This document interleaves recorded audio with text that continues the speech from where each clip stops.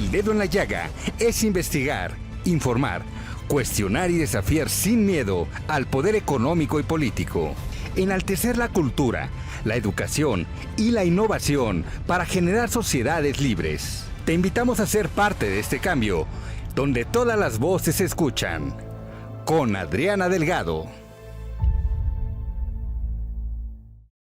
Diputado Pablo Amílcar Sandoval Ballesteros.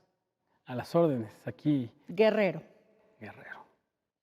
Usted proviene de una familia de lucha,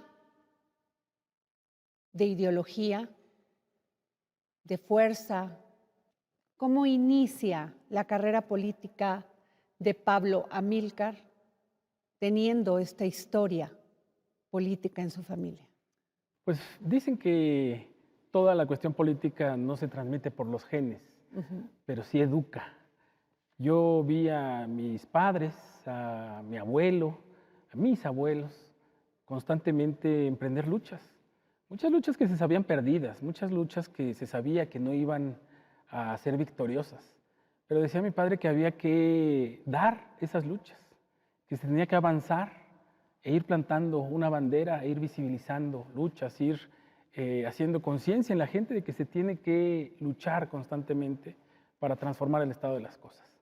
Recuerdo que alguna vez le pregunté ante la crisis de migración que por qué no toda la gente se iba al lugar donde quería.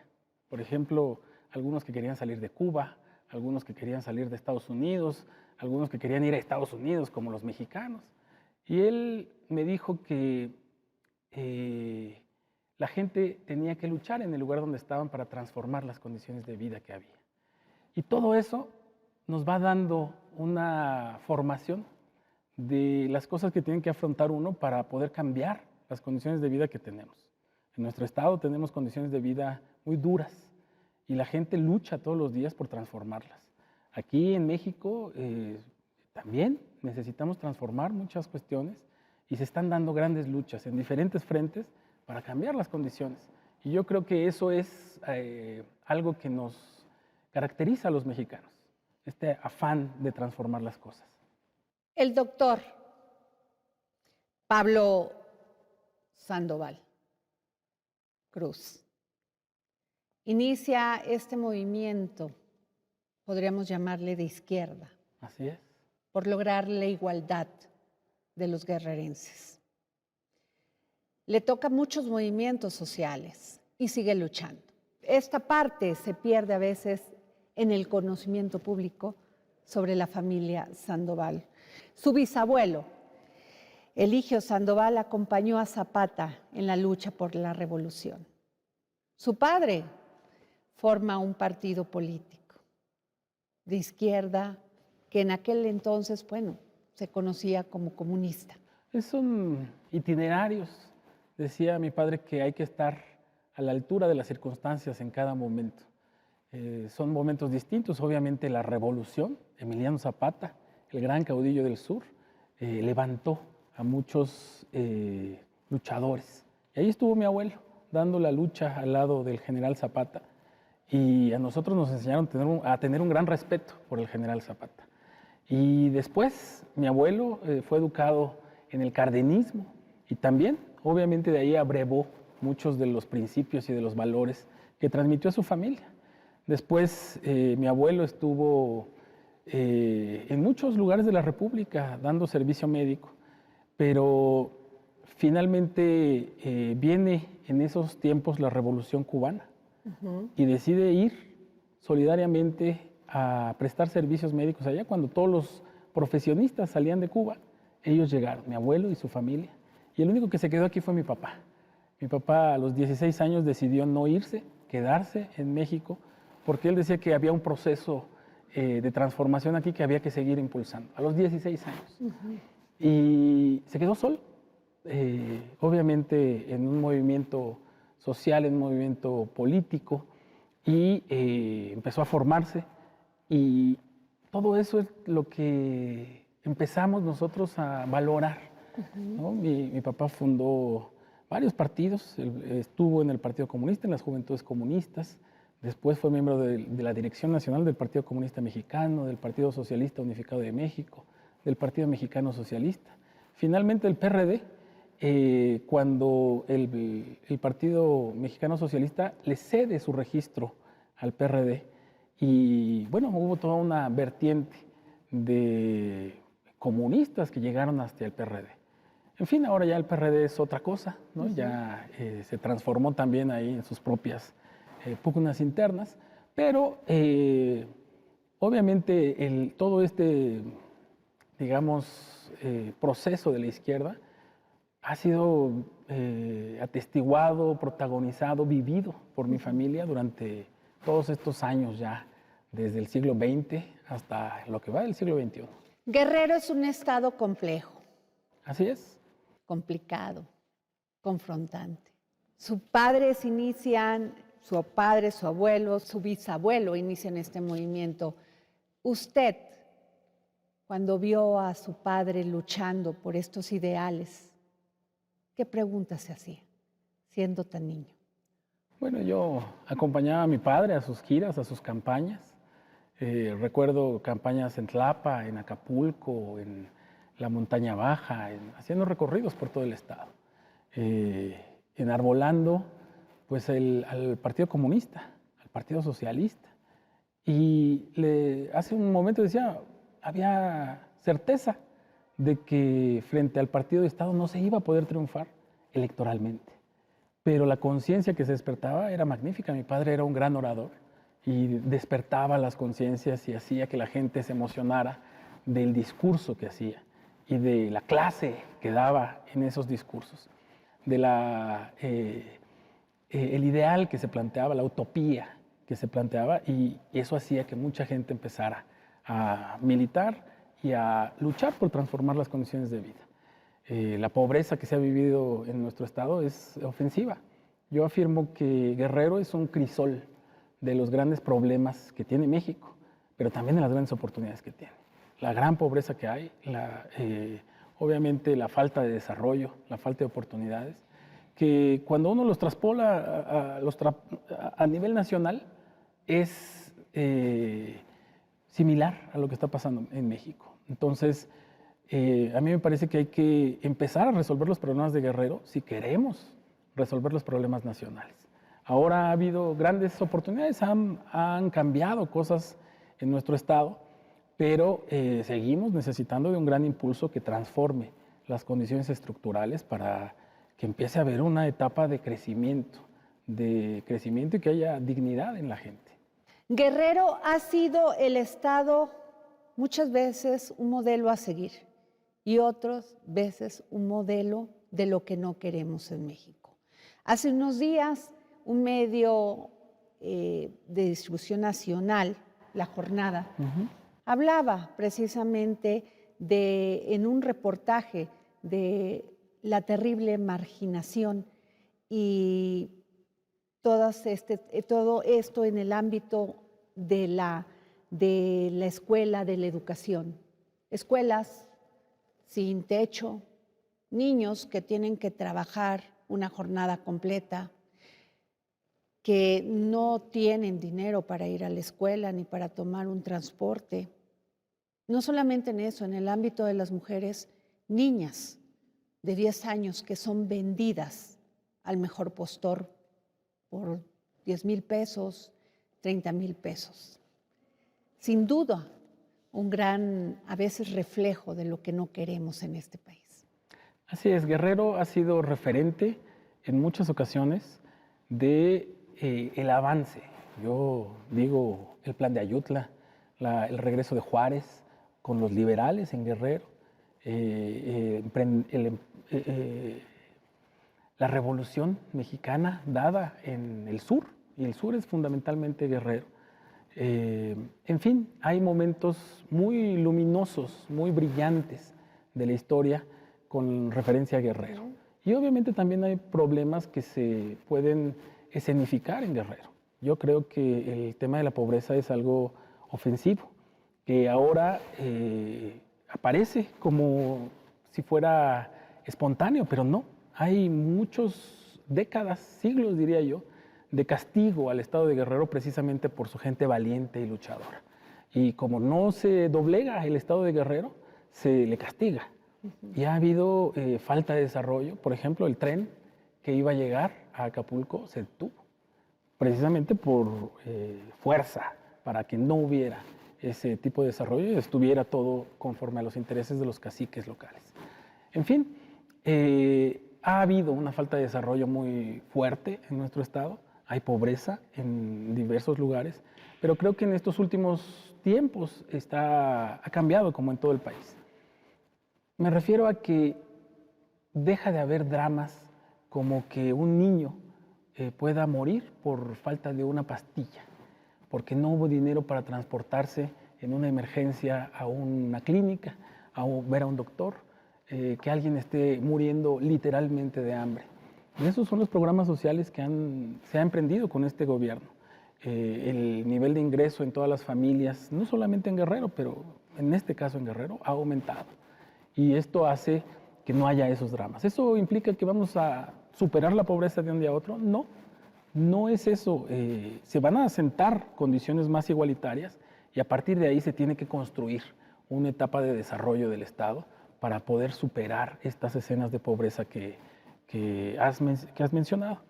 Obviamente tenemos que modificar muchas otras cuestiones. El tema de las niñas, se ha estado atendiendo últimamente y lo que planteamos es que en la legislación local y en la legislación federal pues debe de cambiar. Usos y costumbres. Los usos y costumbres para que no haya violación de derechos de las niñas y obviamente que no haya violación de los derechos humanos en general en nuestro estado, pero específicamente el interés superior de la niñez, que sea una de nuestras prioridades.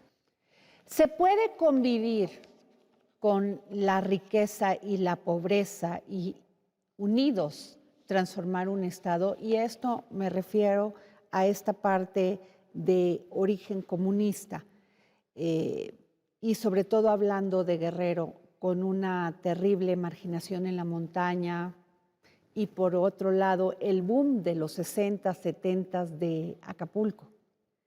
¿Se puede convivir, se puede transformar políticamente un estado así? Pues necesitamos hacerlo, es decir, necesitamos utilizar la capacidad que se tiene en Acapulco para generar círculos virtuosos, digo yo, que irradien crecimiento económico, para después generar ese bienestar y el desarrollo. Mi planteamiento es, si no existiera Acapulco, Guerrero sería por mucho el estado más pobre de la República Mexicana, mucho más pobre que Chiapas, mucho más pobre que Oaxaca, porque Guerrero es lo que levanta el Producto Interno Bruto, levanta la producción, los servicios, y Acapulco es finalmente el polo de desarrollo de Guerrero. Entonces, tenemos que aprovechar lo que existe ya. ¿Cómo fue el origen? ¿Cuál fue lo que pasó lo que pasó en Acapulco? Pues esa es otra historia. Obviamente hubo pues, muchos despojos ejidatarios, hubo problemas sociales para construir lo que ahora es Acapulco. Yo creo que se tiene que hacer justicia para la gente en Acapulco, pero se tiene que utilizar las capacidades instaladas que tenemos ya en Acapulco de desarrollo, la autopista que tenemos, el desarrollo que hay en este municipio para generar crecimiento. En Guerrero no hay industria, no tenemos ninguna industria que podamos señalar que estamos transformando en Guerrero. En Guerrero tenemos una industria primaria que es de subsistencia básicamente, y el sector de servicios, que es pues, básicamente la capital, el gobierno y el sector turístico. Okay. Zihuatanejo, Acapulco, pero podríamos tener mucho más. Por ejemplo, tenemos una sierra que es preciosa, que tiene bosques maderables valiosísimos, que podríamos aprovechar para los bonos de carbono que ha propuesto la ONU, claro. Porque obviamente somos una fábrica de oxígeno en Guerrero. Claro. Obviamente es un problema que no tengamos industria, pero podríamos utilizarlo como una ventaja. Creo que también, obviamente, podríamos desarrollar una zona industrial ahora que se está planteando el proyecto Transístmico en Salina Cruz, que pudiéramos tener puertos de cabotaje en Guerrero, en Acapulco, en algunos otros lugares donde fuera adecuado. ¿Qué planteo yo? que el puerto más cercano a la Ciudad de México, a la parte central de México, es precisamente Acapulco. Tenemos una autopista construida y podemos desarrollar una industria en nuestro estado a partir de estas ventajas comparativas que tenemos. En fin, creo que hay posibilidades de desarrollo en nuestro estado muy amplias, oportunidades grandes, y tenemos un pueblo trabajador, un pueblo que sabe hacer cosas y que podría transformar el destino de nuestro estado. Diputado Pablo Amílcar, muchas veces se considera que la Cuarta Transformación, en especial este gobierno, no es muy amigo de la iniciativa privada, de los empresarios. ¿Es correcto? Creo que no. Creo que los grandes empresarios han estado muy de acuerdo con los planteamientos económicos que ha hecho el presidente López Obrador. Creo yo, además, que los programas sociales generan una estabilidad social, y te decía yo, un piso más parejo, en donde no hay dramas sociales, y hace que haya más tranquilidad. Hay un tema, se está planteando que haya servicio médico gratuito a todos los habitantes. Nos falta para construir todo el sistema, pero se está avanzando hacia allá. Y yo creo que todo esto da a los empresarios certeza de estabilidad, y les da una certeza también de que se va a poder trabajar. Se están construyendo caminos rurales, por ejemplo, en Guerrero. Se está haciendo obra en todo el país, grandes obras. Hace mucho que no se hacían grandes obras. Yo no recuerdo la última vez que se haya tenido una vía de tren. Creo que no nos tocó a nuestra generación atestiguar eso. Una refinería. Hace décadas que no se construía una refinería, y ahora se están modernizando todas. Ya hay nuevas tecnologías. Creo que es muy adecuado invertir de esta manera. A mí me parece que el sector privado, las grandes empresas, los medianos empresarios e incluso los pequeños empresarios están teniendo mejores condiciones de las que tuvieron con los anteriores gobiernos. Yo digo que además los programas sociales activan la economía. ¿Qué pasa con el dinero que llega a las familias cada bimestre? Pues se lo llevan a las Islas Caimán, no lo llevan abajo del colchón, lo gastan. Lo gastan en productos y servicios que requieren para su día a día, y esto implica que haya mayor actividad en el mercado. Y los mercados empiezan a cambiar las condiciones de vida de la gente, y empieza a haber, yo digo que, economías de escala. Y eso provoca que salgamos adelante, empiece a haber mayor actividad, y por eso no hemos caído en la crisis que han caído otros países. México ha sorteado bien la crisis de COVID gracias a estos programas sociales que activan la economía. Por eso yo digo que el sector privado está yéndole bien. Hay partidos específicamente que plantean eso, porque ellos se creen los voceros de los empresarios, pero no lo son. Entonces los empresarios están trabajando, yo creo que bien, con la Cuarta Transformación. ¿Qué piensa usted de esta frase? A mayor pobreza y marginación, mayor delincuencia. Creo que es cierta totalmente, y que eso ha pasado durante muchos años en nuestro país. Durante mucho tiempo se generó que casi 2/3 partes de la población vivieran en pobreza y pobreza extrema. Y ahora por primera vez estamos generando condiciones para atender precisamente a los más pobres y que empiece a bajar esto. La estrategia de seguridad, muchos socarronamente quieren decir que la política de seguridad es abrazos y no balazos, y eso es falso. La política de seguridad es atender las causas. Claro. Es precisamente atender a los más pobres, es que los jóvenes no caigan en la delincuencia, generar empleos para los más jóvenes. Ahí está el programa de Jóvenes Construyendo el Futuro, precisamente los programas sociales que hacen que aumente el ingreso de las familias, precisamente plantearse que la Guardia Nacional era necesaria frente a una policía como la Policía Federal o las policías estatales que estaban totalmente infiltradas por el crimen organizado. Vemos a García Luna en la cárcel por estar vinculado al crimen organizado, y hemos visto ejemplos de gobernadores que están siendo perseguidos por sus vínculos con el crimen organizado. Sus policías están vinculadas con el crimen organizado, y pues obviamente ahí hay un gran trabajo que hacer, porque no es sencillo cambiar las lógicas de la delincuencia. Ahora tendremos que quitarles de inicio a los jóvenes Después necesitamos generar, bueno, después lo que se planteó fue la consolidación de la Guardia Nacional y ahora lo que necesitamos es generar condiciones sociales de crecimiento económico para que sea mejor para un joven, para una familia y para un no joven, para un adulto, tener un empleo, tener una vida digna y no estar arriesgando su vida en manos del crimen organizado. Combatir la corrupción creo que es importantísimo en este rubro. Si no se combate la corrupción y agarran a alguien, algún criminal, y a los 2 días sale, pues evidentemente eso genera un círculo otra vez vicioso. Hemos visto esta estrategia de seguridad, como bien lo dice usted, abrazos, no balazos, pues después de lo de Sinaloa, cambió esa perspectiva. Así es. Pero muchas veces los gobiernos locales, como ven a la Guardia Nacional, ven al Ejército Nacional, ven a la Marina actuar, ellos ya no se hacen responsables del tema de la seguridad en su estado. Hay un gran... Su opinión, por favor. Hay un gran tema con eso. Las facultades de seguridad son concurrentes en materia de seguridad. Y sí, el gobierno federal tiene, obviamente, el tema de la delincuencia organizada, lo debe atender, pero los gobiernos estatales y los gobiernos municipales tienen tareas que hacer. Y obviamente esas tareas son de las más desatendidas. Recientemente se estuvo discutiendo mucho en el Congreso que hubiera más recursos a los gobiernos estatales y a los gobiernos municipales para esta materia. ¿Qué había pasado antes?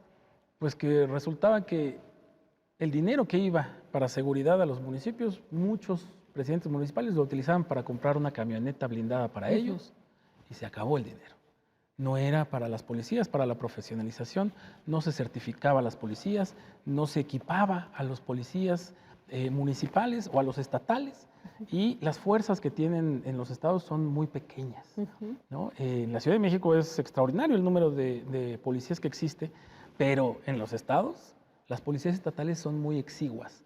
Entonces necesitamos hacer que crezca la fuerza estatal, que crezcan las fuerzas municipales, que se profesionalicen, e insisto, que se combata la corrupción adentro de estos organismos, de estas corporaciones. Entonces, necesitamos que los gobernadores, que los presidentes municipales asuman que esta tarea es conjunta, porque es muy fácil decir, lavarse las manos y decir que el gobierno federal venga a resolver el tema de inseguridad. No es el gobierno federal solamente, son todos, nos toca a todos. Yo incluso digo que no son los gobiernos. Somos todos los miembros del Estado mexicano, incluidos los ciudadanos. Necesitamos poner nuestra parte, generar condiciones y ayudarnos entre todos para superar este clima de violencia que se generó hace unos años y que no se ha podido detener. Ha recorrido durante, ¿qué? ¿20 años, 30 años, 40 años?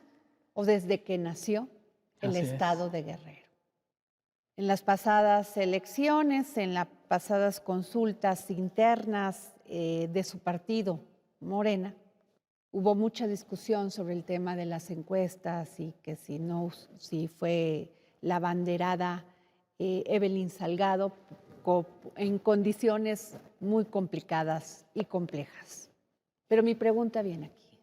¿Se acabó el resentimiento por el resultado de estas encuestas? Yo creo que nunca hubo resentimiento. A mí me parece que obviamente hay una polémica, es un instrumento polémico, el de las encuestas. Las encuestas no solamente miden opinión, sino generan opinión. Y por ello son polémicas. Entonces, me parece que pues, es un método que se ha utilizado en nuestro movimiento y pues nos ceñimos a él. Aquí estamos, ¿no? Vamos a seguir adelante. Hay mucho que hacer. Muchos no han estado de acuerdo y lo han manifestado. Se ha manifestado y de todas maneras sigue el movimiento adelante. Y lo que nos planteamos es que hay muchas trincheras desde donde se puede aportar para la transformación de nuestro estado, y en este caso decimos, queremos que haya un buen gobierno, es nuestro gobierno de Morena, de nuestro movimiento, queremos que le vaya bien a la gobernadora Evelyn Salgado, queremos que se consolide la transformación en nuestro estado, que haya mayor bienestar, Y para eso se necesita que todos empujemos hacia el mismo lado. Además, como lo vemos ahora con nuestro presidente, necesitamos que continúe este proyecto, ¿no? Está estos 4 años del proyecto de transformación a nivel nacional y necesitamos que siga, porque pues, no son problemas pequeños los que estamos enfrentando y no son, digamos, switches los que hay que prender, sino procesos los que tenemos que atender. Entonces, nos planteamos que esto debe seguir no solamente en el estado de Guerrero, también en el estado de Guerrero, a nivel nacional, tenemos mucho que hacer para transformar las condiciones de vida de los guerrerenses y de los mexicanos. ¿Los acuerdos políticos se cumplen en política? Pues mira, yo lo que creo es que se deben construir condiciones. Los acuerdos pues se respetarán si hay condiciones para ello. A mí me parece que acuerdos en lo oscurito es lo que no debe haber. Okay. ¿No? Debe haber grandes acuerdos nacionales para hacer transformaciones, no pequeños acuerdos en que nadie sepa para... Eso yo digo que es muy difícil que se cumplan. Lo que se debe cumplir es el compromiso público que se hace de solucionar problemas, de cambiar condiciones, de generar círculos virtuosos, de crecer. Eso es lo que se debe cumplir y eso es a lo que se debe comprometer pues los que tienen la visión esta de la cuarta transformación. ¿Cómo se lleva la ambición política en la competencia política? Mira, yo digo que las ambiciones siempre son estorbos. Lo que debe haber es una visión de qué es lo que queremos en unos años para nuestro país, para nuestro estado, para nuestros municipios. ¿Se pueden hacer cosas? Claro. Hay ejemplos mundiales de cómo se han transformado ciudades, estados, países y cómo se logran transformaciones. Yo digo que siempre tiene que ser con la gente. Si no hay apoyo social para una medida, si no hay apoyo social para transformar la vida de un pueblo, pues no va a haber, por mucho que alguien se crea el Quijote y quiera empujar una transformación, solito nada se puede. Tiene que ser con el apoyo popular. Por eso el presidente López Obrador está haciendo tantas cosas, porque tiene un gran apoyo popular. Si no existiera ese apoyo popular, no se podrían hacer los proyectos que él está planteando. Entonces, no solamente se trata de tener una idea, sino de poderla socializar y de que todo el mundo esté de acuerdo con esas ideas y poder empujar juntos. Yo insisto en que este no es un proceso de una persona, este es un proceso de un pueblo que tomó conciencia y que empezó a empujar esa transformación. Nos dicen que fue porque el INE, no es cierto. Esto fue un proceso de millones de personas que salieron a votar en contra, aún en contra de los fraudes electorales y transformaron el país. Y que han estado ahí empujando esta transformación y que no han dejado de respaldar al presidente López Obrador y eso ha logrado estas grandes transformaciones. Yo digo, vamos a seguir. Necesitamos más transformaciones, necesitamos más tiempo para seguir corrigiendo grandes problemas que se dieron. Entonces, a mí me parece que la gente ya tiene conciencia de eso y tiene una visión política también de cómo quiere estar en unos años. Claro. Yo insisto en que en la política se deciden las grandes cosas de nuestro país. ¿Cómo vamos a estar viviendo? ¿Qué salario vamos a estar teniendo? ¿Vamos a tener pensión o no? ¿Qué educación va a haber? ¿Qué servicios de salud? Todo eso se decide en la política y la gente ya lo sabe. Entonces necesitamos construir otro país.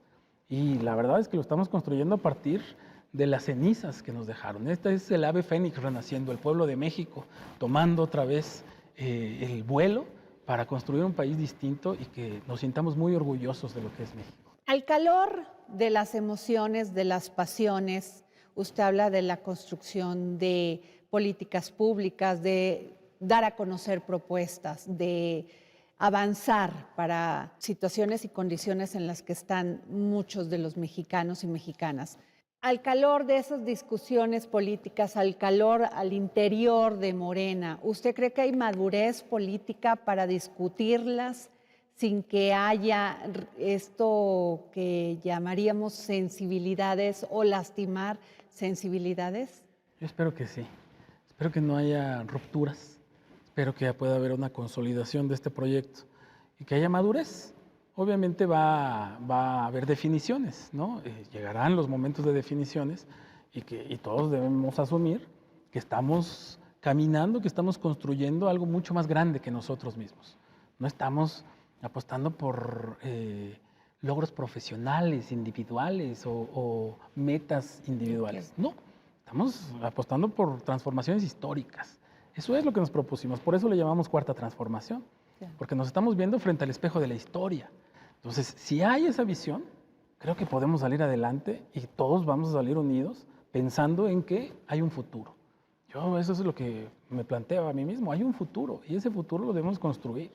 Y esa construcción no solamente va a ser para nosotros, va a ser para nuestros hijos, va a ser para los mexicanos que estamos aquí viviendo hoy en día y los que siguen.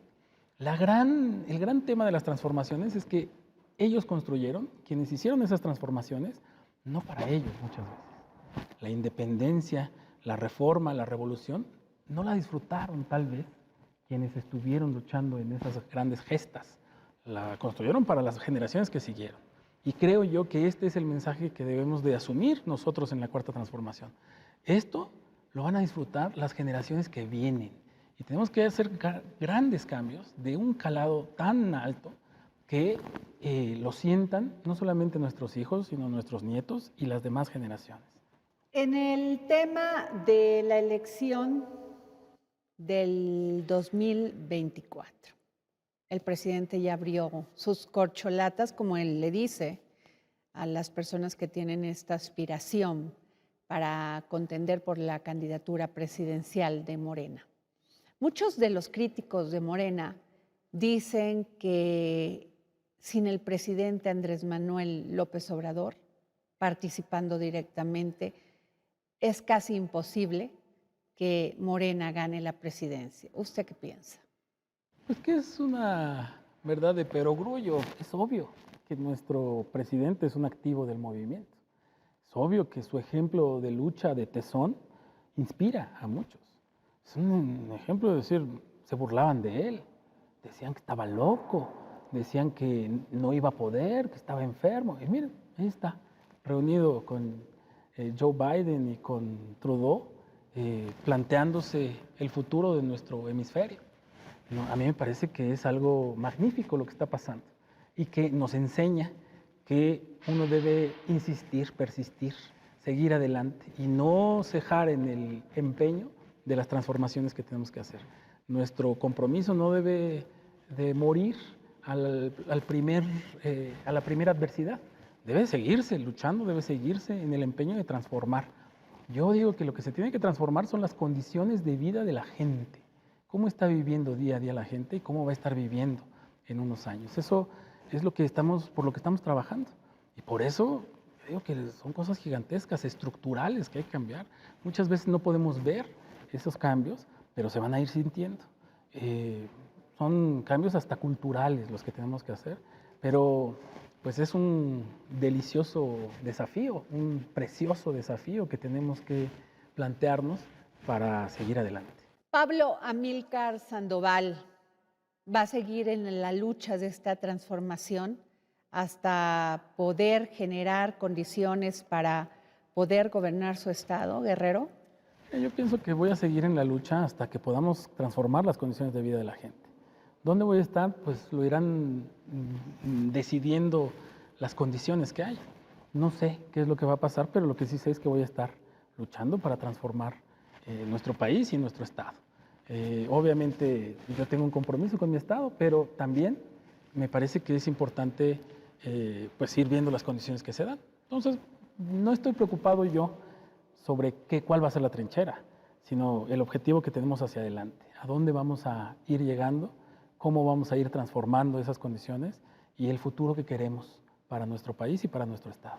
Refiriéndome a esto, usted ya me habló de las mujeres, de lo que sufren las niñas en la Sierra de Guerrero, me habló de los jóvenes. Quiero que me hable de los campesinos y del gran problema que tienen muchos de ellos se resolvió el tema de los fertilizantes, todavía hay muchísimas demandas sobre eso, pero ¿cómo ve usted el campo en Guerrero? Mira, hay una cuestión importante que es, necesitamos generar condiciones para que el campo no solo sea de subsistencia, sino de productividad. Okay. Y que eso ayude a los campesinos pues, a tener mejores condiciones de vida. ¿Qué implica esto? Pues que haya precios de garantía, ¿no? Que no se venda al intermediario y que éste ponga el precio que quiera. Antes el campesino producía más pues les iba peor a los campesinos porque pues les bajaban el precio. Entonces trabajaban más para cosechar el doble, digamos, y ganaban lo mismo. Entonces, pues eso era un incentivo para tener bajas producciones, para obtener solamente lo que se comía.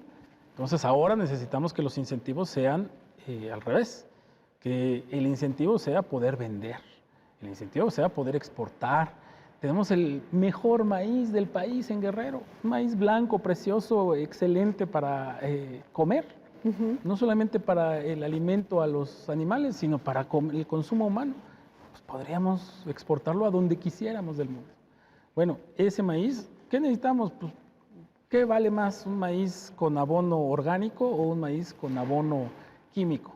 Pues con orgánico necesitamos generar abonos orgánicos para solucionar los problemas que tenemos también de precio. Y eso, la discusión del glifosato, pues ha generado un debate en el Congreso Federal, pero mientras dicen los empresarios, sí, mientras me dices cómo le hacemos, tenemos que usar el glifosato. Así es.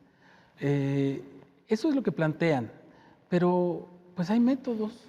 Ahora con el programa de Sembrando Vida, lo que se ha visto es que sí se puede sembrar y sí se puede tener alta productividad con métodos incluso ancestrales.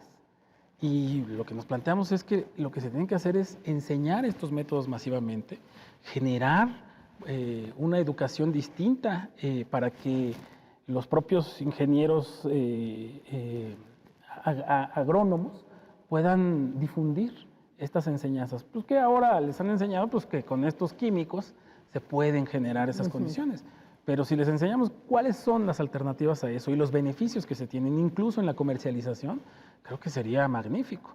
En el campo guerrerense necesitamos aumentar, insisto, la productividad, necesitamos aumentar los precios a los que se vende el campesino, encontrar canales de comercialización y pues todo eso necesita apoyo gubernamental. Claro. ¿No? Y obviamente pues generar apoyos. Mira, en Estados Unidos, en la Unión Europea, en los países desarrollados se subsidia al campo. Aquí en México muchas décadas pasaron criticando que hubiera apoyos al campo. Ahora que se están regresando los apoyos al campo, ponen el grito en el cielo. Pero necesitamos que haya muchos más subsidios a los campesinos, productores agrícolas, para que todos ellos empiecen a tener una mayor productividad. Sin miedo, así es en los países desarrollados y se invierten cantidades millonarias, se les dan por cada peso, por cada dólar que ellos invierten, el Estado pone otro. Y aquí necesitamos hacer algo similar, tecnificar el campo y que haya condiciones para aumentar la productividad por hectárea. Entonces, creo que tenemos condiciones. Lo otro es generar el tema forestal. Tenemos Ahora, grandes esto que usted me dice es muy importante porque los críticos de Morena dicen que esto es neoliberalismo. ¿Cómo podríamos entender esta parte? Fíjense que a mí me parece que muchos no entienden qué es el neoliberalismo. Okay. El neoliberalismo nosotros lo estuvimos criticando durante mucho tiempo porque lo que implica es mantener los grandes monopolios privados que lo que generan pues son ganancias gigantescas para unos pocos y miseria para todos los demás. Y yo no sé dónde están viendo ellos el neoliberalismo. Lo que nosotros nos planteamos es que precisamente los que estuvieron empobrecidos durante todas estas décadas tienen que empezar a recuperar su lugar para generar la productividad. Okay. Nosotros decimos en el campo, pues son los campesinos los que deben verse beneficiados. Por ejemplo, aumenta el precio del maíz. Hace unos años hubo un aumento en el precio del maíz, fundamentalmente por motivos externos. Y se preocuparon y empezaron a preocuparse los gobernantes de aquel entonces porque eso iba a hacer que las importaciones que teníamos del maíz de Estados Unidos a México iban a ser más caras. Okay. Debería ser una fiesta nacional que aumentara el precio del maíz porque nuestros campesinos iban a tener más dinero, pero no. Empezaron a cabildear para que bajara el precio del maíz porque lo que les importaba es que iban a comprar en Iowa a un precio más caro.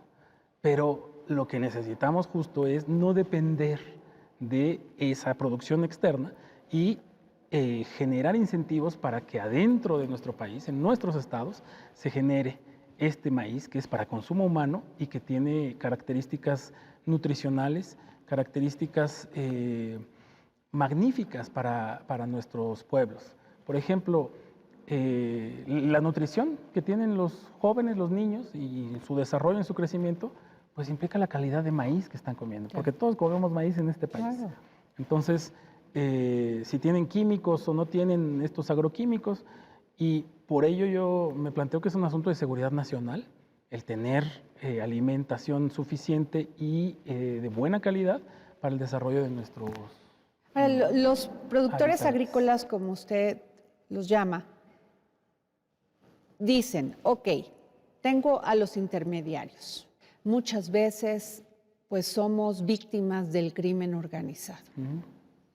Y entonces nosotros sacamos el producto con un precio y llega hasta 50% más caro. Sin embargo, ellos son los menos beneficiados de esto. Pero no solamente con el crimen organizado, es decir, con los intermediarios también, ¿no? Y todo esto es un proceso en donde se ha empobrecido, insisto, a los campesinos. Y por eso yo insisto, es que es un tema del gobierno. Debe haber intermediación del gobierno para poder sacar adelante esos canales de comercialización. Yo me planteo el tema de las compras a precios de garantía y poder comercializar en diversos lugares del país. Un tema, por ejemplo, la producción de la pesca. Nosotros tenemos unos litorales preciosos. Hay guerras en los países por tener una salida al mar. Nosotros en Guerrero tenemos una salida gigantesca. En todo el país, somos de los países con más litorales. Y en Guerrero, por ejemplo, tenemos una flota inexistente. Son pequeñas embarcaciones, lanchas, que salen a pescar para subsistencia otra vez. ¿Por qué no puede haber comercialización a gran escala? Fundamentalmente porque no tenemos dentro de los propios pescadores congeladores. Entonces, congelas y entonces tú decides en qué momento vender, a qué precio vas a vender. Si tienes que vender el mismo día, unas horas después de que sacaste el producto, tienes que hacerlo a como te lo paguen. Entonces, ¿qué necesitamos hacer? Pues una agencia o generar políticas para que las cooperativas de pescadores tengan esa posibilidad y tengan la posibilidad de decidir en qué momento van a vender y no vendérselo en unas horas después al intermediario o en condiciones de desventaja como pueden ser estas del crimen que mencionabas. Entonces, ¿quién tiene que intervenir ahí? ¿El mercado? No, tiene que intervenir el gobierno. Y para eso y para otros ejemplos que tenemos, necesitamos que el gobierno se transforme en un agente que sí pueda atender, que no sea este ejemplo neoliberal que es, pues yo desde afuera veo y que el mercado decida. No, aquí tiene que ser el Estado el que intervenga, incentive y genere las condiciones para que puedan darse esta comercialización de los productos. Yo digo, en Guerrero, ¿qué necesitamos? Proteína para los niños en la montaña de Guerrero, la zona indígena. ¿De dónde los llevamos? Pues de la costa. Tenemos ahí la posibilidad. ¿Qué necesitamos? Bueno, congelarlo y necesitamos llevarlo unas horas hacia la montaña. ¿Lo podemos hacer? ¿Lo podemos hacer? Claro que lo podemos hacer. Podemos hacer eso y muchas otras cosas para garantizar que los niños en la montaña, en la sierra, en la zona norte, en la montaña media, tengan mejor nutrición y que en unos años aumentemos la talla de los guerrerenses en tantos centímetros. Esa es una política que tenemos que hacer, no es una política de un gobierno, tiene que ser una política de Estado que nos propongamos independientemente de la fuerza política que esté gobernando. Pablo Amílcar, ¿es amigo de las mujeres? Sí, con mucho orgullo lo digo. Usted es hermano de una mujer muy valiosa. Así es. Irma Heréndira Sandoval. Orgulloso. Una mujer inteligente. Orgulloso una hermano. Mujer preparada. Así es. Es un ejemplo de mexicana, una gran mujer, la mujer más inteligente que yo conozco. Es una gran funcionaria pública, una gran académica. Ha sido una referente en el tema que ella se ha especializado y pues siempre ha sido además una columna en nuestra familia, ¿no? Es una extraordinaria mujer y yo me siento muy orgulloso de ser su hermano. Las mujeres para Pablo Amílcar. Pues, ¿qué te diré? Imagínate que yo fui educado por una feminista. Mi madre siempre nos educó en ese sentido y además mi esposa es también una feminista. Hemos estado pues acompañando muchas de estas luchas, entendiendo estas luchas que han dado las mujeres en las últimas décadas y cómo ha ido cambiando. Mi madre nos explicaba, por ejemplo, cómo eran las condiciones de las mujeres antes, cuáles eran los estigmas que tenían, cómo se tenían que librar estos estigmas para poder salir a trabajar. ¿Hace cuánto se ganó el voto de las mujeres? Es algo absurdo que tenga tan poco tiempo. Pero bueno, cómo aceleradamente han ido cambiando las condiciones políticas en nuestro país, ¿no? Y ahora tenemos una legislatura con mayoría de mujeres. Se dice que es de la paridad, pero no, hay más mujeres que hombres en la legislatura. Y esto sin duda va a ir cambiando las condiciones. Yo creo que son procesos otra vez, no son decretos, sino son procesos que hay en nuestro país y que van a ir cambiando las condiciones de las mujeres. Me parece que es importante estar apoyando, estar empujando esas condiciones y estar generando, visibilizando y estar generando las condiciones legales, legislativas, quiero decir, para que cambie la estructura que tenemos en este momento. Muchas gracias, diputado Pablo Amílcar Sandoval Ballesteros. Gracias por esta entrevista para El Dedo en la Llaga. Muchas gracias a ustedes, muchas gracias. Establecido en el artículo 41 constitucional y de hecho en este proceso que ya se está llevando a cabo en este momento ya hubo una impugnación que ameritó la modificación de la convocatoria, porque la Sala Superior dijo, primero, en la convocatoria original que tú sacaste en diciembre, no puedes estarle requiriendo informes a cada paso al Comité Técnico de Evaluación. Tienen que tener independencia en sus decisiones y en su función. Así es que el Comité Técnico de Evaluación lo único que te tiene que informar a ti, Junta de Coordinación Política de la Cámara de Diputados y Diputadas, es las quintetas por cada uno de los lugares que quedan vacantes, ¿no? Segundo, tienes que observar la cuestión de género. Y tercero, tienes que hacer convocatorias diferenciadas para la consejería y para la presidencia.